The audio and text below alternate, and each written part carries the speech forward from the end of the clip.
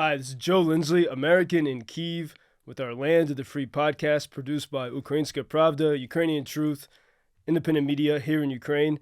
And I represent our team from Ukrainian Freedom News. And today I'm honored to speak with a great American in Ukraine, Deborah Fairlamb. Deborah has lived in Kyiv for more than 10 years and I learned this from our conversations ever since we met in 2018. But Deborah is one of the most passionate believers in Ukrainian freedom, the Ukrainian spirit of entrepreneurship and problem solving. And so I'm very honored to have this conversation with Deborah. This is the land of the free. Stories of life and liberty in a time of war.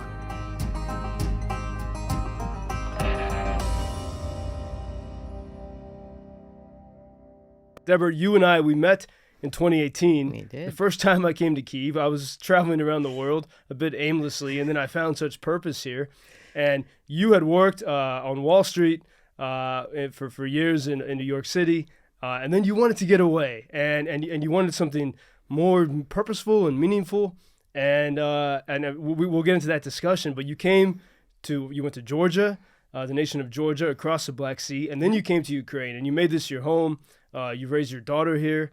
And so this is what we want to talk about, is why you were so inspired by Ukraine.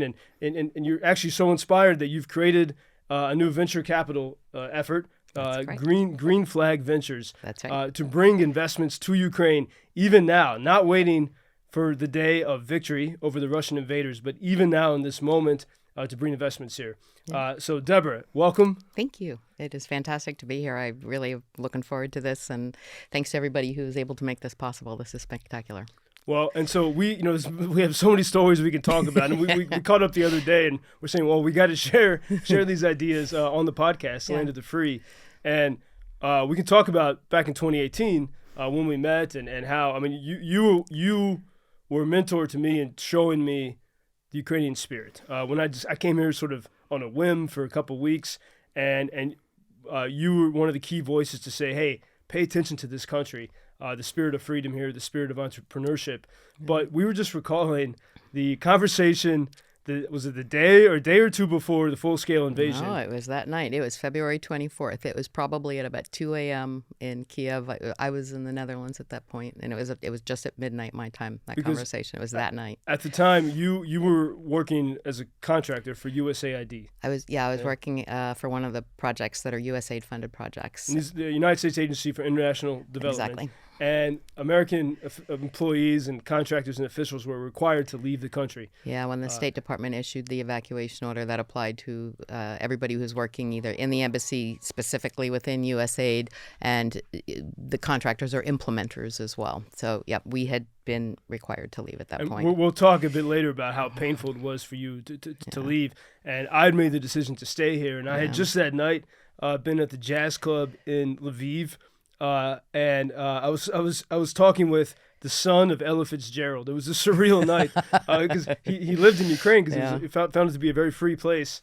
And I had been saying on American media the preceding several weeks that what everyone else was saying, Ukraine's going to fall in 3 days. And I said, this is not going to happen. Everything I've seen about this country testifies to its resilience. Yeah. But you reminded me of this conversation we had. Yeah, it is something. It is sort of one of the things of all of the things, over the last almost 2 years that have stuck out. That one actually really is sort of cemented in my brain because, it's so hard to be here and to understand, so much about Ukraine that people on the outside don't see. But one of the things that you could see was that they were not going to give up. And so everybody, the news, everything on the outside is, it's not going to be good and all of these things. And you kept going out and saying, no, the Ukrainians are going to stand, they're going to fight.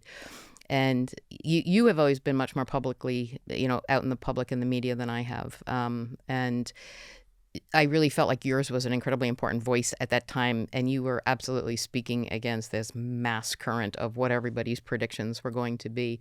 But truthfully, I really firmly believed in what you firmly believed in, that no, they were going to fight, and this was not going to be what everybody thought. But remind me of that phone call. Was I a bit Oh my God, you were despondent at that point. You're like, they all think I'm crazy. I am this lone voice out here, talking to people about the fact that Ukraine is going to stand and that they're going to fight. And, people are calling me crazy. I'm like, no, it's really important what you're saying. You have to keep saying it.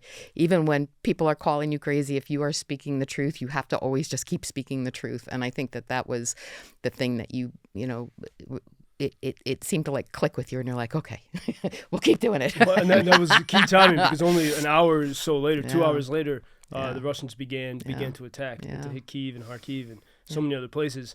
And you for many months, really most of that first year. I was out all that first year. There was a small window that I had come back last October, because actually when the everybody out order came, I was actually outside of Ukraine. I had gone back to the U.S. on a very quick holiday, and so I was not able to come back in at that point. But my dog was still here, and so that was a really long 8 months for me in the context of, let alone the apartment, the stuff doesn't matter, but the dog was still here. So I had this constant, I have to come back and get my dog, and she was with a brilliant friend who took unbelievable care, and I was never worried about that. But in the context of my heart being here and it being so utterly hard to be outside of the country at that point, because it is just what people here were going through is absolutely one shade of, it's hard for people to understand. And you because you were forbidden because you worked right. For the well, they American essentially government. said, yeah, you can go back into the country, but we're not sure we're going to be able to keep you on staff because there is an evacuation order. So, you make a decision. And I'm a single mom. I've got a daughter in university, and it's one of those, okay, do I quit my job? Do I wait a couple more weeks? Do I wait a couple more weeks? And it ended up being like 7 months of a couple more weeks before I was able to come back. And at that time, watching what's happening here from the outside was so hard because, and I really and truly understood this more when I came back for that short window last fall, because there is unity, there is community. Everybody here is sort of standing together. And so even when the air alarms went off, actually, when I was here was last October 10th, when the missiles hit Shevchenko Park and in the intersection at Volodymyrska. And I mean, when that hit, the windows all concussed, and all of a sudden I realized, okay, when these things come down, you're not just hearing them, you are feeling them. But there was no calm, there was no panic. Everybody was calm. I went zipping down the stairs kind of thing. And I'm like, okay, what do we do? And the building guard and all the neighbors, everybody was downstairs. And they're just like, okay, well, let's see what happens. and there was no panic. And the fact that you are there with other people sharing an experience, and it's a shared calm, and it's a shared support. It is a totally different thing from watching the headlines on your phone from 2,000 kilometers away. And so it's a very different experience about how you are the understanding of what's happening here, and not just what's happening, but the Ukrainian response. And I mean that on multiple levels. I mean that, military levels, but also community level, emotional level, economic level. That same day, most people continued and went off to work and brought their, people just have gotten to the point of where it's so normal to move on. Here, it's very normal. From the outside, you think, oh my God, everything has come to a screeching halt. Nothing is happening. And that's also why I think you see a lot of this disconnect of, when some of the videos were going around and things on TikTok with soldiers dancing and things like that, and there's backlash and people are like, what are they doing? How can they do that?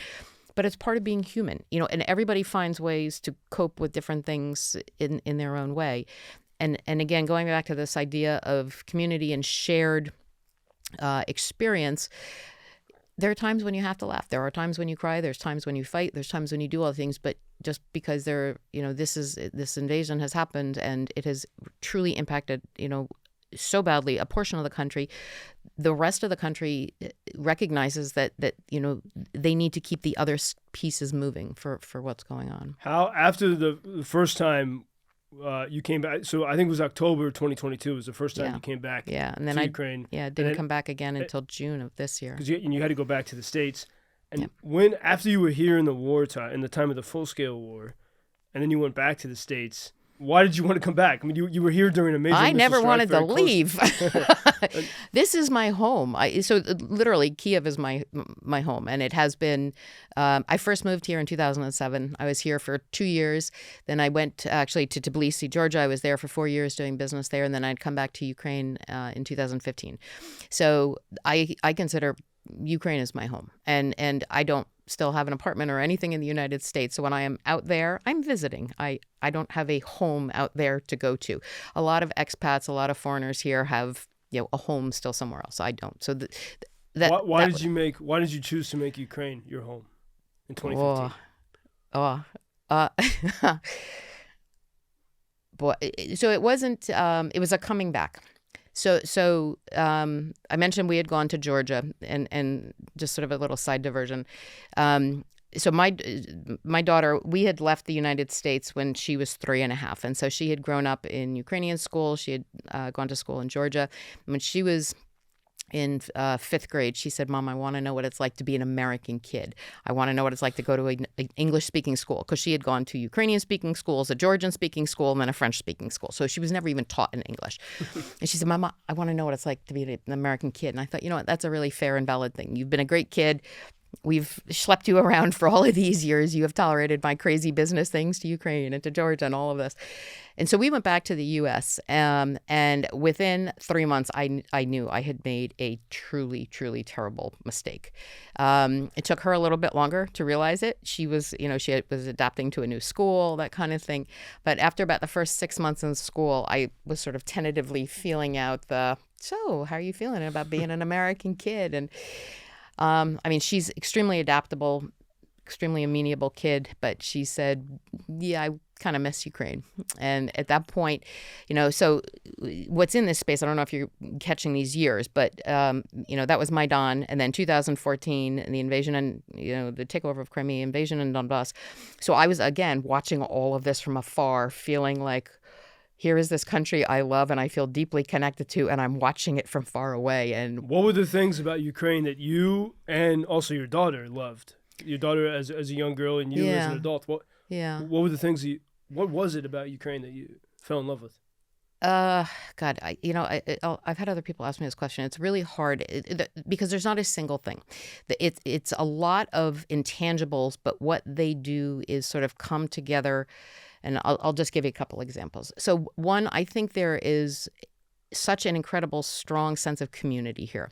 And it's not absolutely everybody, but one of the things that makes Ukraine, from my perspective, extremely unique is there are incredibly strong bonds between people. And it can be, people that people you work with, friends, but this country really survives and thrives because of the interpersonal bonds. And it's not like a vertically oriented society where Russia is and there's somebody at the top and they're a single power. Here, things are much more diffused. And what it does is it really creates this situation where people depend upon each other. They depend upon their friends. They depend upon, their particular network. If you can't solve a problem through, the traditional mean or what, you just make one phone call and you say, "Hey, I'm trying to find a doctor who's good in this," or, "Hey, I need to find a shop that sells that." And immediately you're going to have an answer. So you always have people that you can go out and you rely on. And I'll tell you a funny thing. Before we even moved to Ukraine, so my ex-husband is Ukrainian. We had met and got married in the United States, lived there for a number of years before we moved over here. We had a large community of Ukrainian friends in the United States. And I think I actually started to fall in love with Ukrainians back then, even before I came here, because it was a group of maybe 8 or 10 families. Most of them had actually won green cards and were there based on that. But there was such a strong bond between families. And if somebody had, needed extra money to fix their car, everybody pooled their money and they had it. If somebody was sick and their kid needed to be picked up from school, somebody else went to pick it up. So it was just, you could see these connections, even in that tiny little microcosm, about how much people depended, relied, and supported each other. This is in New Jersey? This was in New Jersey. There's great Ukrainian communities in New Jersey. Yeah. So that was actually, because it was so different from what a lot of the United States was like, at that point, and that was early 2000s. I think there has been sort of a drift in the United States in terms of people are much more isolated. There was much less, even when I was a kid. So I'm going to date myself. I graduated in 1985, grew up in the 70s, early 80s, high school, 85. There was much stronger sense of community. There was much more sense of independence and freedom. I literally remember being a kid in the summers. My mom would give me my pool badge. She'd give me $2. She'd pack my lunch, and she'd say, I don't want to see you again until 5 o'clock in the afternoon. And off I went into that, and I'd always go with a pack of kids. And, it was safe for kids to go out. Nobody was panicked or worried about things. My mother knew that if I did something stupid, somebody would tell her about it. And she also knew if I got hurt or something happened, somebody would call her. So it was, again, being part of this community. And by the time my daughter and, we got married, my daughter was born in the early 2000s, that was largely gone. And at that point, I had other colleagues, particularly who were having kids. They didn't want to let their kids go 3 doors down the street by themselves. And all I could think was, I don't want my child growing up in fear of the world. I don't want her growing up not knowing how to deal with challenges. And so there was that part of it too. And then when we moved here, so we did, like I said, quick 2 years here. I went to Georgia. We went to Georgia for 4 years and then came back in 2015. And my daughter was going into 6th class then. She went to a Ukrainian school. She had spoken Ukrainian at home with her dad, but she'd never studied, never, formally done like education in the language. And it was a little rocky first couple of weeks because in theory, she could speak it, but she didn't have a lot of the cultural references and she didn't have a lot of the stories and things that kids normally grow up with. And so that was actually a fascinating kind of transition time, but her teacher was great. The other teachers in the school were really good once they understood that she was actually an American kid who spoke Ukrainian, which kind of blew a lot of people's minds. But in the context of the things that are great about this, so education was definitely one of them. The education she got here in a Ukrainian public school in terms of math and science was spectacular. But again, it was more the like I said, kind of the sense that kids can go out and be kids. And she was out riding her bike all over Kiev when she was 13 years old with one of the other boys in her class. The 7th biggest city in Europe. Yeah, and I didn't worry about it. I'm like, okay, have fun. Stay out of the way of the cars. But it never occurred to me to say no. It didn't occur to me to be afraid. I mean, okay, yeah, kids fall off bikes, things happen. But I was never afraid for her. And it was the same thing that I had grown up with. I knew that if something happened, somebody would call me. And I knew if she did something stupid, somebody would call me.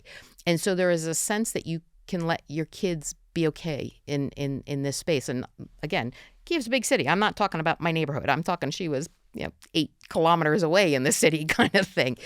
So that is really important because it teaches kids how to be comfortable and how to be responsible for themselves, but how to be responsible for others. And it is something that you see here that it's not just about you. It's how do you interact with the community. And so that is absolutely a part of. Is this, we've talked many times about this, especially in the time of the full-scale invasion. Yeah. We were recently at the IT Arena conference in Lviv, the tech conference. Yeah. And you gave a great keynote in the Lviv Opera House and inspired many people.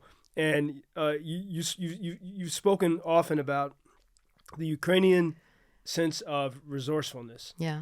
And actually, I believe your statement was Ukrainians are the most resourceful people on the planet. And maybe that comes from this upbringing, but why? I mean, obviously, you're willing to bring investments here in the time of war. What is this resourcefulness? So it's a carry through. So what I was talking about with her, but there are things of like the elements and the qualities that I'm talking about that make it good for kids actually is also what makes it fascinating and really interesting in the business context. And by that, what I mean is that people really are allowed to be independent and individuals. And, if you want to talk about the concept of freedom, the ability to make choices, the responsibility to have accountability, the ability to find different ways to solve problems, all of these things that it's not just freedom of movement or the ability to vote. It's really so much more. And a lot of that is very much inherent in just the culture in Ukraine. And so professionally, I look at the business development and the investment sphere. It is extraordinary to see on this level, because what you have is a group of people, a country of people who are actually quite well educated, who have very strong interpersonal networks, are really good at problem solving. Anybody who came out of the Soviet Union and who had very limited resources, they didn't go after the Walmart to go buy something when they needed it. There was no Walmart, there's no shops that had what they needed. They may not have had the resources. So you have to figure out ways how to build it. And so it's almost sort of built into how people approach things. It's, okay, if I can't buy it, I'll find a way to make it, or, I'm not going to throw it away because maybe some piece of this can be used for something over there. People don't waste things here. I don't know that you're aware of this, but people hang on to a lot of stuff, and it's just for okay, maybe someday I'm going to need this piece. But it's a quality that I admire, and I think it's a quality that's important right now. There's all of these campaigns all over the world, and go green and recycle, reuse. In Ukraine, they've been doing this for a very long time. Nobody has to tell them to do this stuff. It's just basic common sense, people. But I appreciate that very much. And then when you translate this even then into the context of business, of building a business, and what does it take to be, an entrepreneur and to be successful, yes, you need the basic either tech skills, or you need the basic thing for whatever the product or service you're going to sell. But the context of building a business and getting it out to clients and figuring out, supply chain logistics, all of these other things, these all come down to being able to problem solve on a constant daily basis. Once you have a lot of access to cash, whatnot, you can sort of buy your way into some of these. But almost all of the really big businesses come from people being able to problem solve. And it is something that is just sort of intrinsic to people's natures here, to be extraordinary problem solvers and to want to be able to go out and to build new things. Well, I think if you look at what's happened in the wartime here, at the time of the full-scale invasion, look at drone development and drone technology, right? And you've talked about this before, too, that not just with drones, but how much the American and Western militaries, NATO militaries, can learn from Ukraine. Oh, absolutely. Because of what they've done with so little. Absolutely. Yeah. Well, I would actually say this is another part of just resourcefulness, and this is going to sound simplistic potentially, but Ukraine does not have the weapons, the amount and the types of weapons that it needs to really be able to push the Russians all the way back. They've been playing, an extraordinarily good defensive game. They've already reclaimed 50% of the territory that had been taken. But they have been doing it largely on, what was provided. Things have not always been provided on the timelines. The amounts have not always been the same. And so they have had to be resourceful to fill the gaps. And one of the things that they have done, just, I think, to the dismay of a lot of the Western armies, because, in the context of what drone warfare and what they have been using drones for and how they have used drones against kind of the very big traditional artillery and equipment, it has completely changed the calculus of what people have to be thinking about. And the Ukrainians are not just, it's not one drone and done. They are constantly innovating and putting things out in the field and seeing what works and trying to, not just trying, but finding ways to not just, increase the optics, the navigation, the response to electronic warfare, all of the different pieces that go into having something that's flying through the air. And I'm not even talking about the body of the particular unarmed vehicle. So all of these things are constantly being innovated. And I guess it was about 3 weeks ago, I was at a conference in Warsaw. There were a lot of Western companies who were there who have done various unmanned aerial vehicles. And some of the conversations, you could hear that even what was working 3 months ago all of a sudden was not working because the Russians had figured out how to track something or to jam something. So the Ukrainians went back and they innovated again, they pivoted again, and they came up with something new and they put it out in the field. And so it's almost like people, if you are on the outside right now, you actually just can't keep up with the innovation that's going on. Now, from my perspective as an investor in business development, the long game obviously is commercialization, that kind of thing. Helping the Ukrainian companies that are doing some of these things, being able to sell their products or services, and not even just hold drones, but just like the optics and the navigation systems and some of these other things that they're doing. But what is really important right now is what are these products doing out in the East, being able to help the Ukrainians in that sense. So Well, you spoke about the consternation of some Western defense companies. yeah. Why? I mean, why? Because they're Well, jealous. I think of the that calculus for a little of bit of what money? I think the calculus of what everybody assumed has changed dramatically, and there are absolutely instances of Western products that everybody had thought was the thing, and then they bring them in country and they test them in real life situations, and they last for 4 minutes, and then that's the end of it. And so, you know, a lot of these things had been developed and preliminarily tested in very pristine environments. It was not one full of, you know, jamming and other things flying and projectiles and countermeasures and all of these things.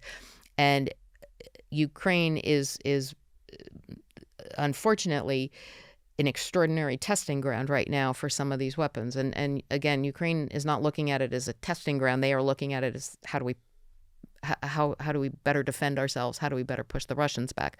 But a byproduct of that is that you know, a lot of the products and assumptions that I think had been out there before are being challenged, and people are trying to figure out how to respond to that. I want to talk certainly more about the innovation, but I think we also need to touch on one of the words that, from my perspective, Russian propaganda has attached to Ukraine: corruption. Yeah. Which, you know, we don't talk about Russian corruption or Western corruption. That's because it's so institutionalized. There's no way to pull it out of the state. It is the state. Yeah, so much attention is focused on this, and without actually going into, you know, so often we don't. I don't think anyone really knows the details of this. Some people do. You're one of those people who does. I remember when I first came here in 2018. On that trip, I was traveling around the world, and we had a great group of Americans here, Americans who worked for the embassy and others. And none of them were here during the time of the full-scale invasion, but it was just great solidarity. I remember there was a wedding on an island in the Dnieper River during the pandemic. That was great. That was a great wedding. Thanks, Andrew. 2020, right? And American friend marrying a Ukrainian woman, and at that wedding, there were so many of the key people working for Ukrainian freedom, working to fight the Russian corruption that from 2014, from the Revolution of Dignity, when people began to rise up against that. Yep. And we were all on this island in the Dnieper River at a wedding in the pandemic, when most things were shut down around the world, but here it was fairly open and free much of the time. Yep. And I remember as the night went on a bit and people had some drinks, everyone there was a dark cloud, even in 2020 and back to 2018. Everyone, it was very smart people. I mean, there were people from Belgium, from the UK, from the US, Ukrainians, top government people, top international NGO people. Everyone felt that this Russian invasion was going to happen. Do you remember that? Yeah, that was before they were lined up on the border. I mean, well before, yeah. But you knew it because you knew what was at stake from the Revolution of Dignity in 2014. Right. And actually, after that revolution, and I would love to hear your description of what that revolution meant. But the context for those watching is, after that, you came and you were part of the young government after the revolution. And, you know, there's so many crazy conspiracy theories in America that one lady at the State Department created the revolution. But it was a chance to give the power back to the people. There was a woman, Natalie Uresko, born in Chicago, who became Ukraine's finance minister. Yep. And you were working closely with her. It wasn't. Right? It wasn't Natalie. I came in a little bit after her, but I was working in the Ministry of Finance after she had left. But it was under Oksana Markarova, who had worked under Natalie. So I came in right after her. But yes. So she started the reforms, and then. Yeah. So how would you? So you were there, and this is 2015. At the high level of government. You just gave me like a huge chunk of time to cover here. yeah. Well, there's so much that happened. So maybe the simple way to start it is what was the Revolution of Dignity? Why do you find that inspiring? What does it mean? And, you know, was it one person in the State Department that created this revolution? No, that I can pretty clearly tell you. So it didn't start out as a revolution. It started out as a group of Ukrainian students who were really unhappy with the Yanukovych government's decision to turn their back on a European agreement that they had been talking about and that they had promised when they had come, you know, during the the presidential election prior, and it was a very clear and distinct shift. I think a lot of people saw it as to a clear Russian alignment. I mean, if you go back and look at the Yanukovych time, I mean, he essentially and his family had essentially modeled themselves over largely how Russia was run. It was essentially a mafia state. There were thousands of businesses that were taken over that had to pay, cover. I can literally probably list 60 or 70 companies I knew during that time frame. It started to get pretty bad in about 2010. Up until 2013, companies who had been run by expats who just couldn't stand the pressure from the government in terms of payments, threats, all of these things, and they just decided it was time to close up shop and head out of town. So there had been this pressure building under that administration in terms of it just moving more and more towards what essentially was the Russian model of mafia state.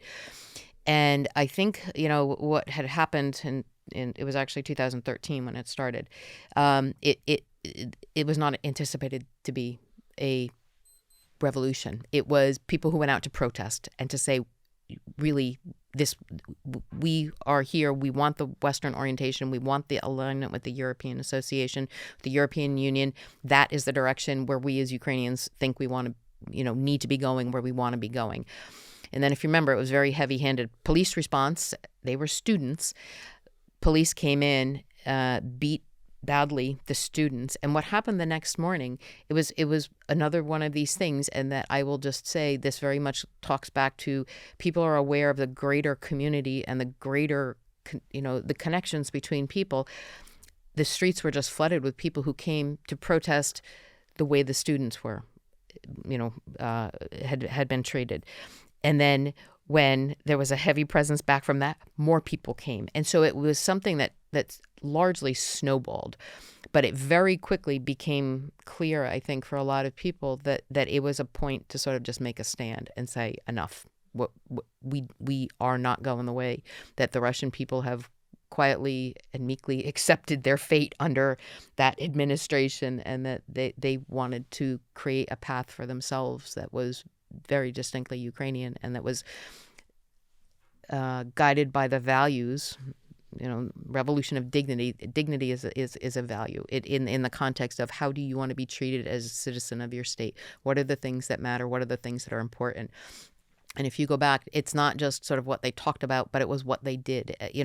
Winter on Fire is a great documentary about, and it's found on Netflix, about how people took care of each other. I mean, people all along Krashatik and Maidan were opening their apartments. They let people come in to take showers, to sleep, to make phone calls, to recharge phones. People brought food out to the people who were camped out, overnight. There was incredible, again, community support. And it's everybody is fine when there's not crisis, whatever. All the Ukrainians are happy with the lives they lead, and they don't really spend a lot of time bothering each other, doing other things. But when there is a time of crisis, when the country needs together, that's exactly what happens. And so that was sort of, one piece of it. And then again, even, fast forward several months. Back to the 2014 real quick, because it's also astounding to me. As the revolution became more successful, and the secret police were disbanded, or they fled. Well, they fled to Russia, or they're hiding somewhere. Yeah. There was no looting. No. There was nothing like that. People went out and cleaned up the streets, at night. But that is very much the character and the nature is of how people approach things. Just because you are out protesting does not give you the right to leave your litter on the side of the road.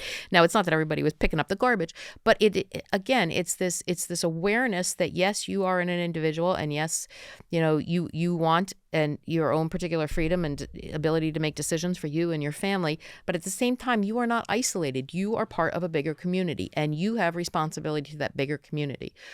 Just as a quick parallel, one of the things that was so hard watching what happened in the United States during COVID versus here was these crazy arguments that people had between my rights as an individual versus, the greater community's rights.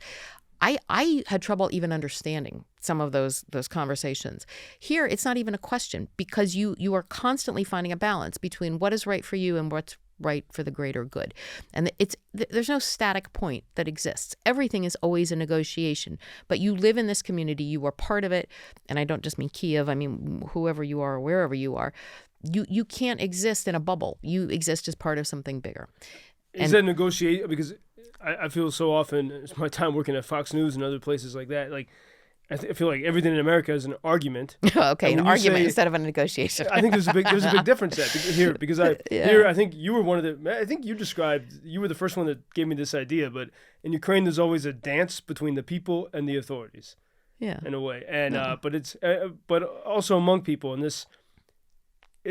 this negotiating, is it done in a different spirit than we have? Oh yeah, it's not antagonistic. I mean, really, it's not. You start from the place that I am right and you are wrong. This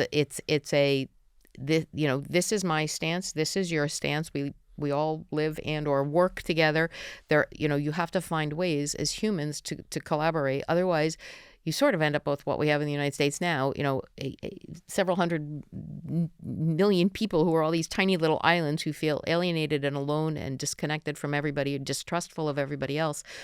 It is something in a society where you actually have to work to be able to foster what is going on around you. You can't just take these individual stances and I am right, you are wrong, because half the time it's a matter of opinion. Here's another thing that makes me crazy is people have stopped being able to differentiate between opinion and fact. And just because a thought is in your head, and this is true for every human on the planet, just because you think it does not make it true. And so people have lost the ability to step back and to even be able to analyze these kind of things. And I don't see that as much here. I just don't. And certainly in times of crisis, when there is a need for community solidarity, all bets are off. People, whatever you as an individual, your need is, it is secondary compared to what is the larger community need. When I remember, from 2018, before the Russian big invasion in 2022, I'd heard all these stories in Maidan, and I believed it. I saw this was a lovely society, but in some ways it sounds a bit mythological. Oh, everyone coming together, in this lovely way. And then when I saw the reactions of the people here, the first days, the first hours, days, weeks, and months of the full-scale invasion, I saw the Maidan. Absolutely. You're also missing a really important one. I'm going to give you another piece in there. So after Maidan, the Russians had gone into Crimea, the little green men, and just kind of took it, and that was that. But what started to happen in the Donbass area, when they started, there were the troops without the insignias kind of thing, and the separatists that were all absolute, armed, fomented, incited by, Russian troops that had come in. It was not particularly the Ukrainian army, which at this point, I might be wrong. I want to say the number was only I don't want to say it because I'm going to be wrong. But the Ukrainian army was not at its strongest point then. A few months after the revolution. A few months after the revolution. And then when the first invasion out in Donetsk and Luhansk started, there was not a strong standing Ukrainian army at that point because it had been systematically undercut, underfunded, essentially, corrupted under the Yanukovych management, which is, again, exactly what they do up in Russia. And you're seeing some of the results of that here. And one of the reasons why Ukrainians have actually been fortunate in some ways. But a lot of the people who went out to the front in the East, they were not army. They were regular Ukrainians, but they saw that there was this incursion. And again, nobody quite knew what was happening. But there was a lot of Ukrainians who just grabbed their own guns, went out east, particularly from the west, and went out. And so that was like this other point of solidarity where people are not waiting for some God in the sky or some, stronger than thou president to come in and say, this is what you must do.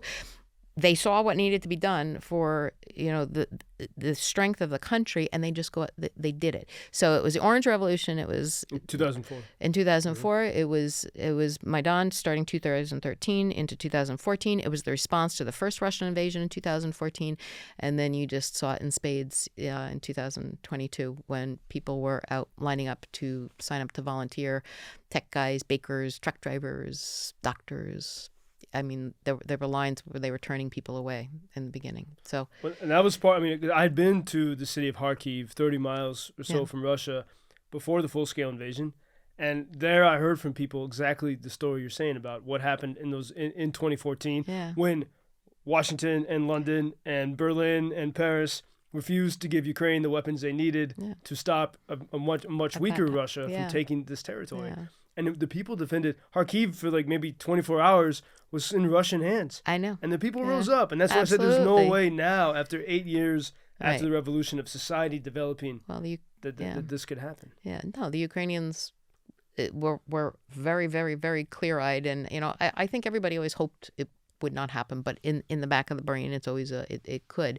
But I think after 2014, everybody was pretty clear-eyed that they knew that at some point something was going to happen just because of the crazy thinking that goes on up in Moscow. And 2014 after centuries of oppression by Moscow, gave the Ukrainians an opportunity to really, what would you say? Did it give an opportunity No, I think it was a defining moment. I don't know that it gave an opportunity. I mean, they had to respond.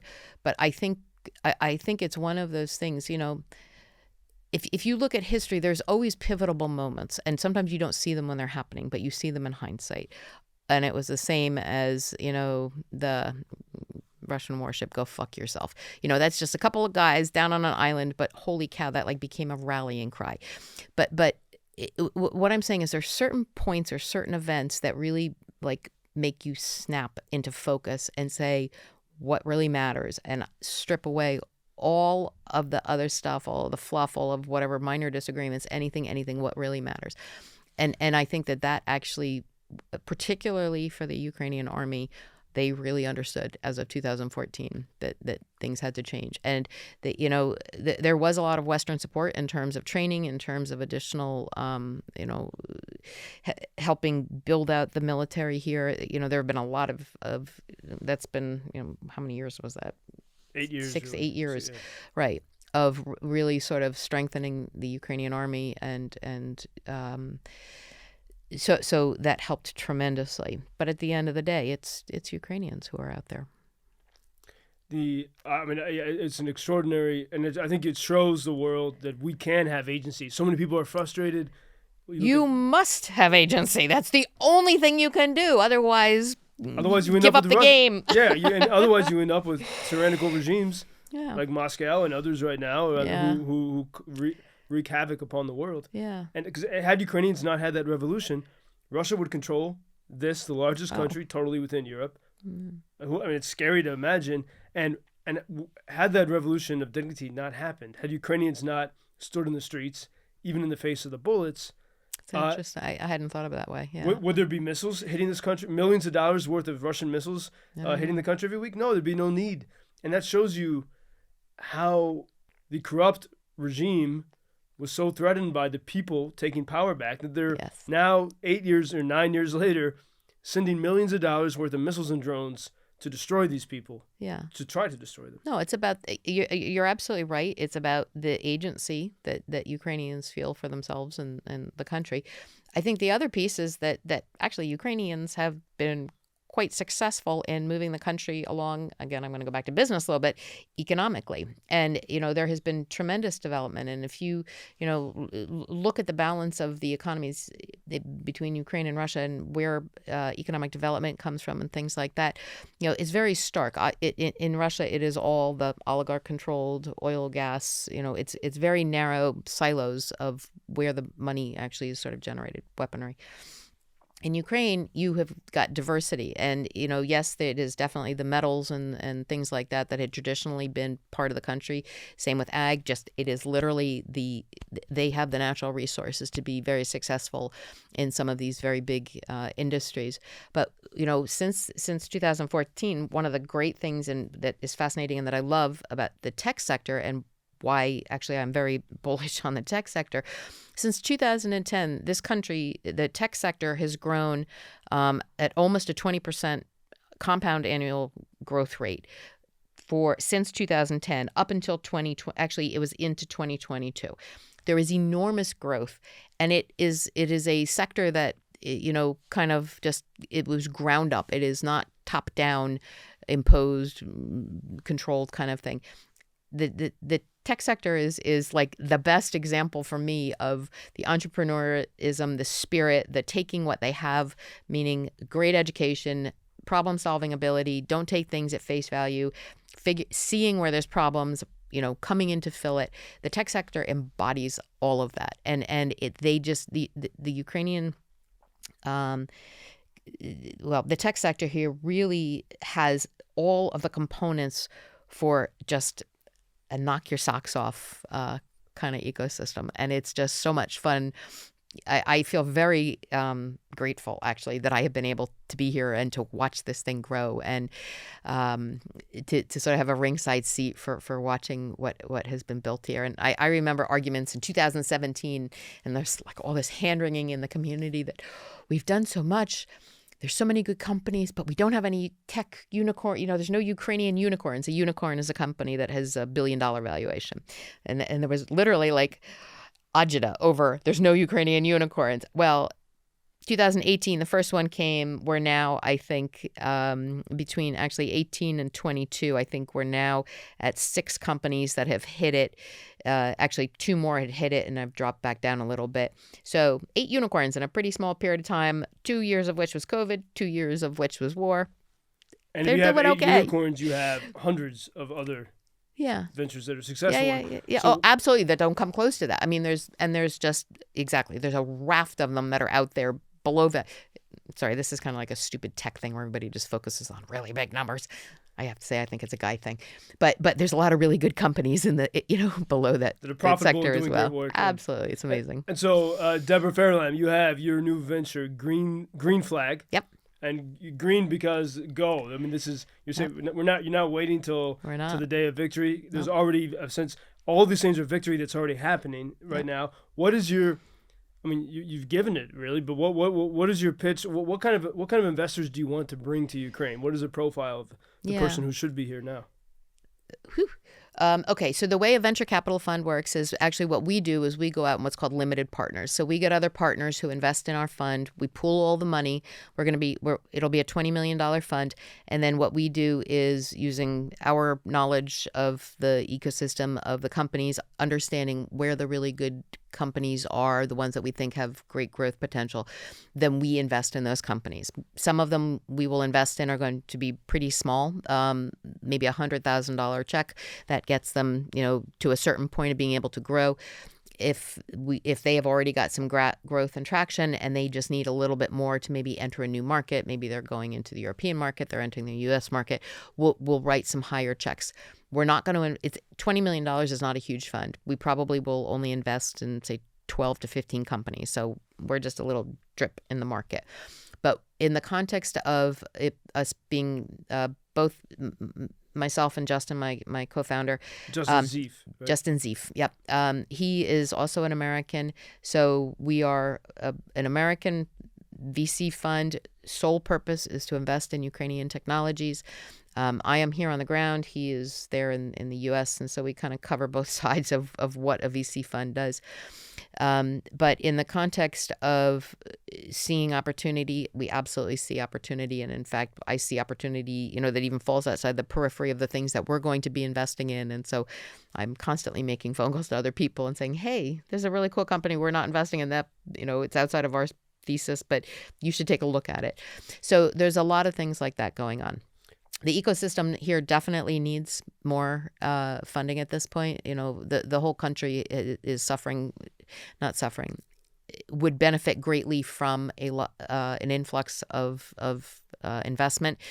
There's different kinds of investment. Tech investment, quite frankly, especially in a wartime situation, is a little bit less risky than certain other ones because missiles can't destroy a tech company. People go to bomb shelters. Most of the data is cloud storage, so it's not like you are sort of have the same vulnerabilities as if you're building a new automobile manufacturing plant. And does the war make these companies better, sharper? Well, to the point that I was saying, if you just look at kind of the innovation cycle that's happening in Ukraine right now, just particularly in the drone space, if you look at traditional defense, innovation cycles, it can take months and years for development, testing, These things that literally take years for certain types of military equipment is happening in weeks and months here. So, and it's not by some magic fairy wand. It's because the Ukrainians are out there innovating as fast as they can, but it is being carried through everywhere. So, yes, a huge part of what's happening here and why the Ukrainians are, why all of this is very interesting is because the pace of innovation is spectacular. I used to refer to Ukraine as the edge of the free world, but now, especially when I'm in the East, it's the center, leading edge. The leading edge, the capital of the free world, the center of it, because out of necessity, but also desire to hold on to this freedom and to make it into something great. And there was a story you told me as we close here. To me, it was illustrative of a lot of the misconceptions in the West about Ukraine. And I'm always asking people, who don't support Ukraine or are skeptical, why? And I remember there was an investor from Texas that I connected to you, a friend of a friend, and he called you and wanted to invest in Ukraine, but he said he was concerned about corruption. Yeah. And you reassured him how? I did. I explained. I said, well, corruption is a very big word. It encompasses a lot of things. Let me break it down to you, kind of the different pieces of what it means, where you'd likely to be, where you might encounter it, this, that, and the other thing, and walked him kind of through the whole spectrum of things. And I said, yes, there's things they're still working on. There's still issues with judges and making sure the courts are clean. But I said, for the most part, they have made huge strides, and what's happening now is they're holding people accountable. They're bringing people up on corruption charges that they never before did. So they're bringing it out into the light. All of these are incredibly important steps in moving forward. And he said, okay, all right, then good. Then we proceeded to talk about some of the stuff that he was interested in. And then he asked me, well, because I was telling him, where can you access? He was looking for big investments, like foreign direct investment. He wanted factories and things like that. And I said, well, this is, places you can go, lists you can get. And he said, well, can't I just call somebody and, get access to some of the lists that aren't public and maybe pay a little bit more? And I kind of burst out laughing, and I'm like, okay, you just asked me to be corrupt. I said, do you understand that this thought, that this attitude that you can buy your way into something that is, out there for public procurement in a way that is transparent, internationally recognized, everything like this, you're asking me to give you a backdoor in. And I said, and he didn't even sort of recognize it at that. And I said, what you have just done is like the biggest nightmare for most Ukrainians, that somebody with a lot of money can come in and do a side deal and get access to something.